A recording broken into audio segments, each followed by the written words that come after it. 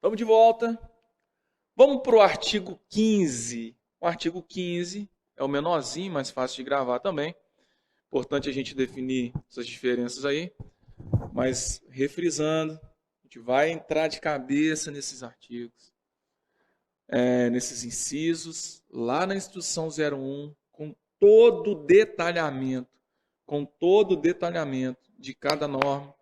Se eu ficasse falando isso agora, ia ficar cansativo, o mesmo assunto, né, de maneira detalhada. Agora, entender o conceito do Código de Ética. Entender o surgimento, entender para que serve, entender como que ele é aplicado, entender a característica das transgressões, dosimetria da pena, né, como que faz a regulamentação do SEDMUR, e aí sucessivamente, PADs, e assim sucessivamente, até a gente concluir. Ok? Vamos lá. Artigo 15. Transgressões de natureza leve. Então eu tenho 13, que é o grave, de 21 a 30 pontos. Média, natureza média, eu vou ter o 14, de 11 a 20 pontos. E vou ter de natureza leve, que começa do 1 até 10 pontos aí, na dosimetria da pena. E quais são as transgressões que vão se amoldar nesse artigo específico? Inciso 1. Chegar indevidamente atrasado para qualquer ato de serviço que deva participar. Chegou atrasado, inciso 1. Ali tem, por imprudência, por imperícia, por negligência. Não tem essa modalidade. Chegou atrasado, está na guaspa. Ah, mas é o pneu, eu não sei o que, aí vai ser outra situação, outra justificativa. Beleza, vai justificar ou não, a gente vai saber posteriormente. Mas, em tese, é obrigação da fiscalização, do superior hierárquico, do responsável pela chamada, do responsável por dar o anúncio, de verificar quem está chegando no horário ou não. Esse é o detalhe. O artigo 15, 2... vai trazer que deixar de observar norma específica de apresentação pessoal definida em regulamentação própria.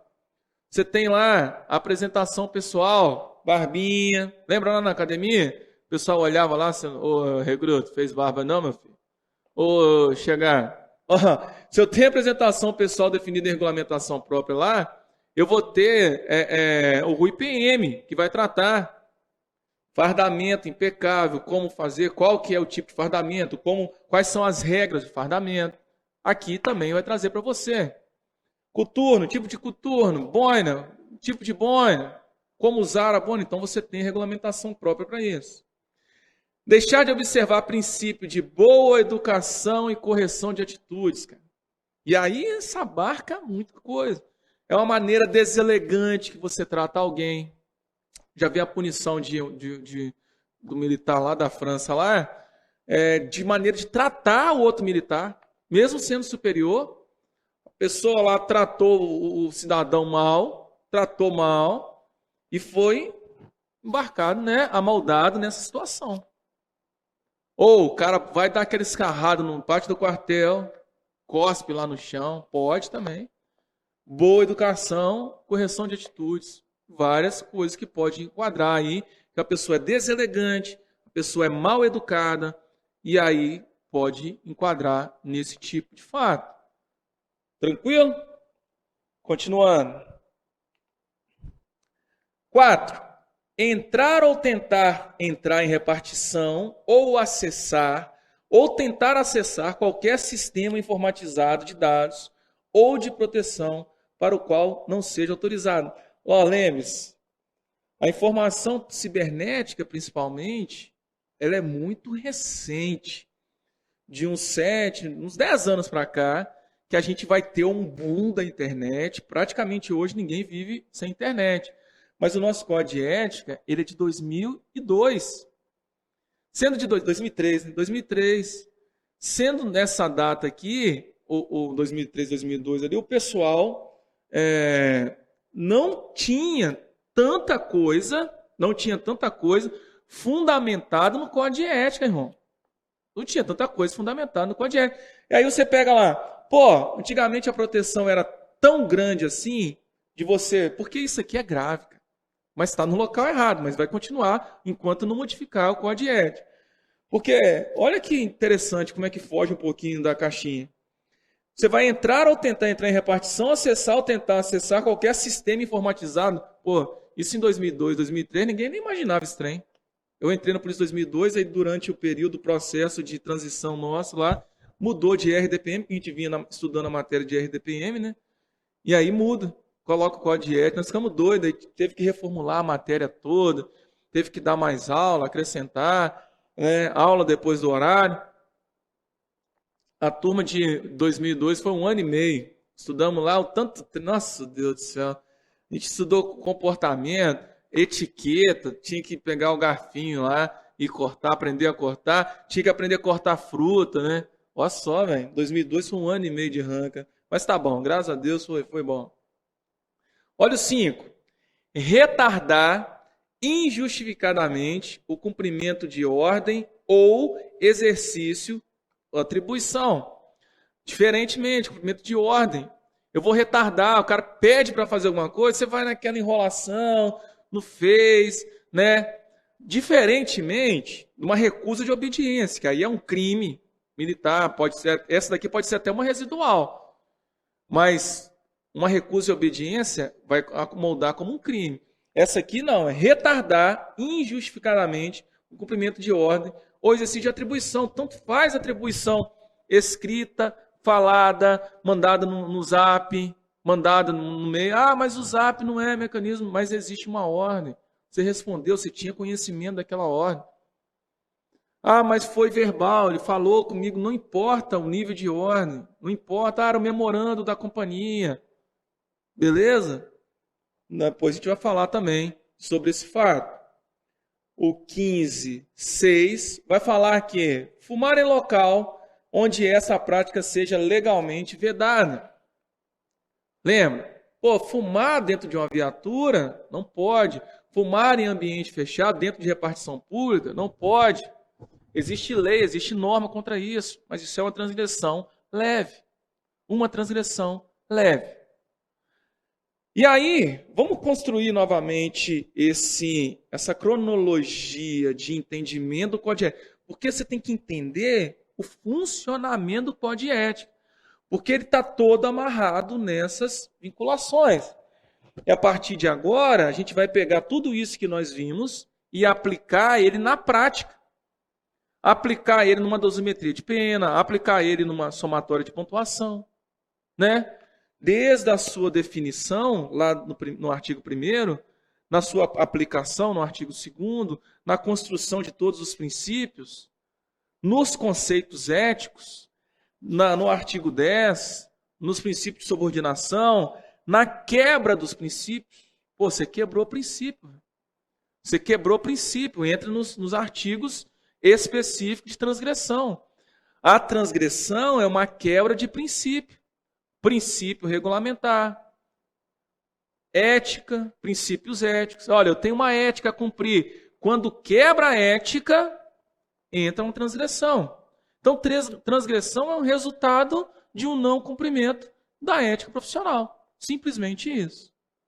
Entenderam o que é o código de ética? Para que serve? Quando que ele é aplicado? Como que ele é feito? É dessa forma. Ok? Quem não entendeu, levanta a mão. Não, a pessoa não tem jeito, né? Não tem. Vamos lá. O último. Permutar serviço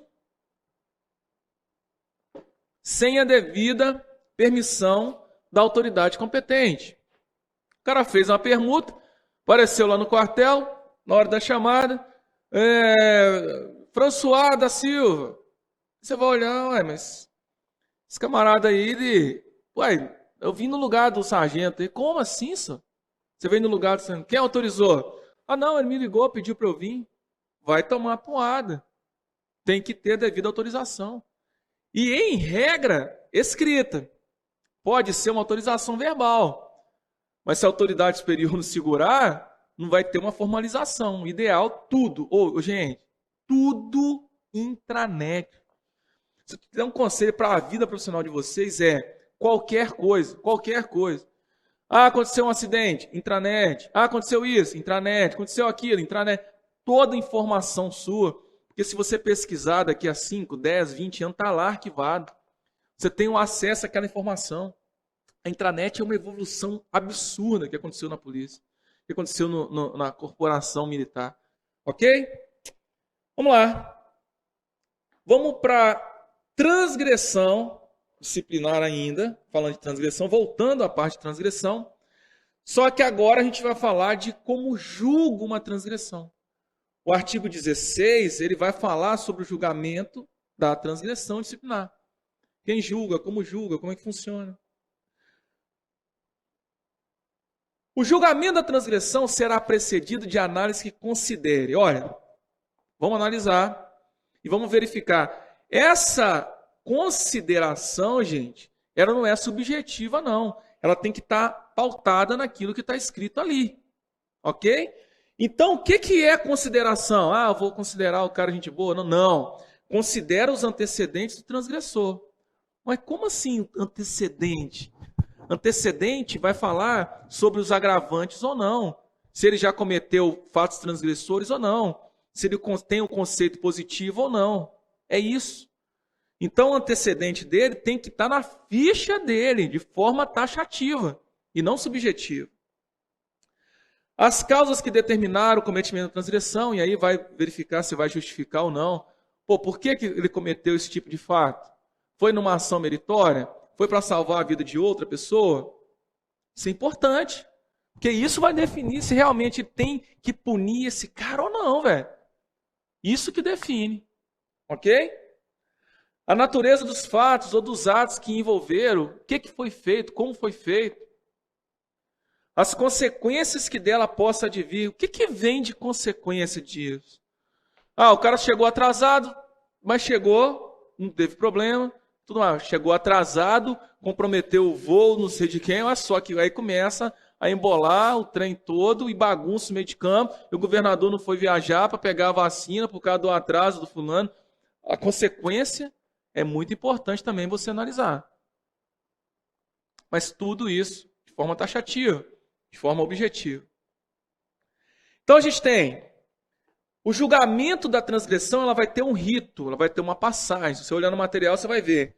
Eu tenho um processo disciplinar, acontece o rito processual, e aí vai ter ampla defesa, contraditório, vai ter a fala de instrução, aí vai para o SEDMU, aquilo tudo.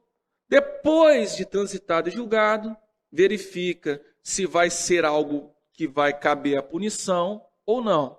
Se couber a punição, vai ter uma sanção ou não. Vai ter a aplicação do artigo 10? Terminada essa fase, a gente vai para a solução. Solução, enquadramento, a sanção disciplinar. Aí você tem a solução lá e enquadramento. E desse enquadramento, dessa pontuação que foi gerada dessa transgressão disciplinar, qual que vai ser a sanção disciplinar? E aí que vem o cálculo da dosimetria da pena. Dosimetria da pena. E aí se vai ter pena, se sim ou não. Após o cálculo, mas pode não ter pena? Pode. Todas as situações atenuantes, e foi uma falta leve, vai gerar o quê? Pontuação 0. 0. Beleza. Então eu não vou ter sanção. Não existe sanção com pontuação 0. Ou mesmo, artigo 10, aplicação do artigo 10 pelo comandante, não vai ter também a punição do militar. Ok? Então, isso que acontece, o rito de julgamento da transgressão, e o primeiro fator é o julgamento da transgressão, a análise que a gente vai preceder isso daí. No artigo 17, vai falar o seguinte: no julgamento da transgressão, serão apuradas as causas que justifiquem e as circunstâncias que atenuem ou agravem. Se justificou, não tem punição. Se justificou, o procedimento se encerra naquele momento. Identificada uma causa de justificação, fechou. Bola para frente. Faz a solução, leva para conhecimento da administração, a administração averigua se realmente justifica, o comandante dá a solução, morreu a nota. Então eu tenho tanto as justificativas das transgressões quanto os atenuantes, elas vão ser trazidas aí no artigo 19, 20 e 21. A gente vai estudar o que é isso. Quais são as causas de justificação, quais são as causas de atenuantes ou agravantes. Ok?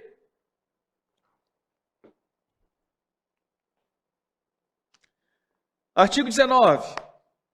O motivo, primeira coisa, a gente vai tratar agora de causa de justificação. Quais são as causas de justificação, né, que a gente tem dentro da nossa norma? Existe uma ampliação bem grande no mapa. Quando você pega o artigo 6º e 7º do mapa lá, a gente vai começar a estudar as causas de justificação, amplia mais ainda. Mas o Código de Ética traz para a gente que causa de justificação, motivo de força maior ou caso fortuito, plenamente comprovado. Se eu tenho motivo de força maior, gente, o que é motivo de força maior? Presta atenção. Ele atua na vontade do agente como uma força irresistível.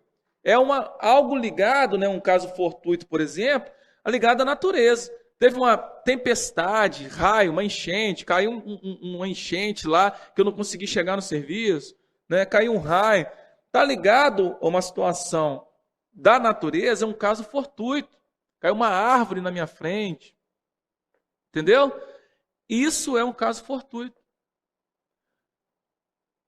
Se eu tiver algo ligado à força maior, é uma ação de um terceiro. É uma coação física irresistível. Uma manifestação, por exemplo, de greve. Pô, tem uma greve lá, os caras estão putos, estão com bandeira, estão batendo nos outros na rua. Eu vindo fardadinho para o serviço, não consegui vir. Nesse caso, é um caso de força maior. É uma ação de um terceiro. Então, o primeiro caso que a gente tem aí de justificação, quando amoldar no 19.1, que você cometeu a transgressão, porque tem que ter o cometimento da transgressão, para enquadrar numa justificação. Porque se não tiver o cometimento da transgressão, não precisa de justificar nada. Se o serviço vai de maneira natural, que é o dia a dia nosso, 90%, a gente vai trabalhando, às vezes faz algo, né, que teoricamente foge um pouquinho à lei, mas está justificado pela sua atuação profissional. Aí vem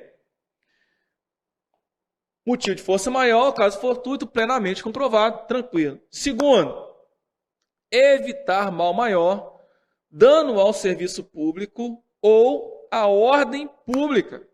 Isso aí vai se assemelhar ao estado de necessidade. Militar, por exemplo, que age consciente, cometendo uma transgressão típica, para evitar o que provocaria um dano maior, cara. Você tem lá situações de ocorrência que você vai fazer uma intervenção, por exemplo, vai bater a viatura em determinado local para evitar um homicídio.